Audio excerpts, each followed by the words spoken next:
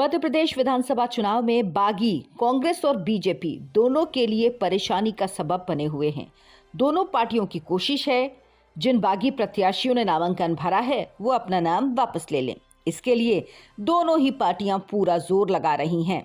राज्य में बीजेपी के 33 और कांग्रेस के 35 बागी मैदान में डटे हुए हैं।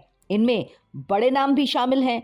बीजेपी के 8 और कांग्रेस के 7 बड़े नेता इन बागियों में शामिल हैं। बागी प्रत्याशियों ने बहुजन समाज पार्टी, आम आदमी पार्टी या निर्दलीय नामांकन भरा है।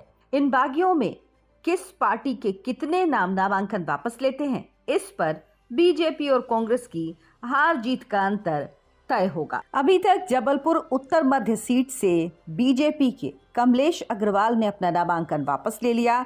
मुख्यमंत्री शिवराज सिंह चौहान ने खुद उन्हें मनाया। कांग्रेस के भी 2 कार्यकर्ताओं ने अपना नामांकन वापस ले लिया है। अब आपको बताती हूँ कौन कौन से नेता वो हैं जो अभी भी अड़े हुए हैं। बुरहानपुर से बीजेपी के हर्षवर्धन चौहान निर्दलीय मैदान में डट गए हैं। निवाड़ी से नंदराम कुशवाहा निर्दलीय ही चुनाव लड़ रहे हैं। टीकमगढ़ से के श्रीवास्तव निर्दलीय डटे हुए हैं। आलोट से रमेश मालवीय निर्दलीय मैदान में उतरकर बीजेपी के लिए मुश्किल बढ़ा रहे हैं। बडवारा कटनी से मोती कश्यप समाजवादी पार्टी में जुड़कर चुनाव लड़ रहे हैं। मुरैना से राकेश सिंह बसपा ज्वाइन कर चुके हैं और चुनावी मैदान में बीजेपी को चुनौती दे रहे हैं। मनगवा रीवा में पन्नाबाई निर्दलीय मैदान में हैं। इसके अलावा निवाड़ी सीट पर बीजेपी के पूर्व जिलाध्यक्ष कमलेश्वर देवलिया भी निर्दलीय ताल ठोक रहे हैं। देवलिया बीजेपी के पुराने नेता हैं। मुरैना में पूर्व मंत्री रुस्तम सिंह भाजपा छोड़कर बसपा में शामिल हो चुके हैं। उनके बेटे राकेश बसपा से प्रत्याशी हैं। भोपाल उत्तर से कांग्रेस के लिए मुश्किल खड़ी कर रहे हैं आमिर अकील, जो निर्दलीय मैदान में डटे हुए हैं। हुजूर भोपाल से जितेंद्र ढागा कांग्रेस छोड़कर निर्दलीय मैदान में डटे हुए हैं। गोटेगांव से शेखर चौधरी भी निर्दलीय मैदान में हैं।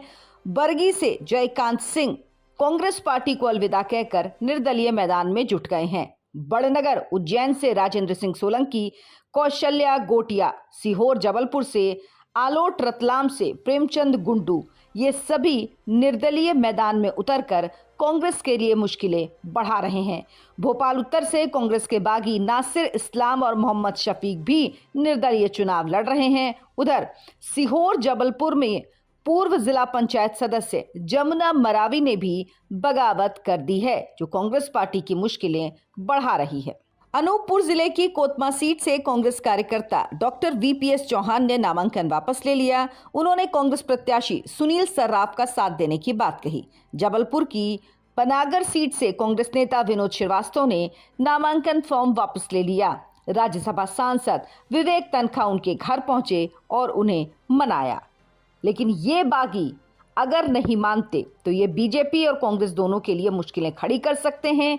कौन कितने बागियों को बना सकता है, क्योंकि नाम लेने की आखिरी तारीख कल है सिर्फ, तो समय बहुत कम है। इतने कम समय में जो बागियों को मना पाएगा वही मध्य प्रदेश के चुनाव में अपना डंका बजा पाएगा।